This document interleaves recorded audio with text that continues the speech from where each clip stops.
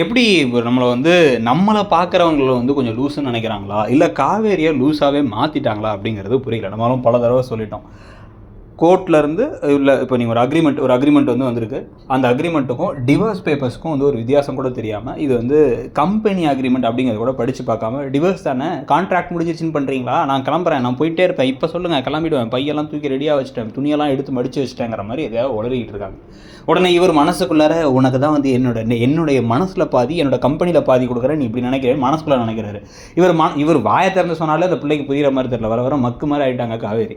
இதில் இவர் மனசுக்குள்ளே நினச்சா எப்படி புரியும்? கடைசியில் கண்ணிலே பேசிக்கிறாங்களாம் இவங்க முறைக்க, அவர் சிரிக்கன்ட்டு அப்படின்னு இருந்துச்சு.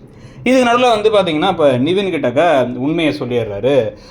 குமரன், நான் ஒரு ரியாலிட்டி ஷோவில் கலந்துக்கிறேன், இவ்வளோ தூரம் போயிருக்கேன் அப்படின்னா பரவாயில்ல அப்படின்னு சொல்லி பாராட்டி என்னை இப்போ ரொம்ப என்கரேஜ் பண்ணதே விஜய் தான் சொல்லி விஜய் நல்லவர்னும் போது அவர் எனக்கு புரியுதுண்ணா அப்படின்னா, நீயும் அவர்கிட்ட நல்லா பேசு அப்படிலாம் பேசிகிட்டு இருக்காங்க. சகலைகளுக்குள்ளார ஒற்றுமையை வர வைக்க ட்ரை பண்ணிருக்காங்க.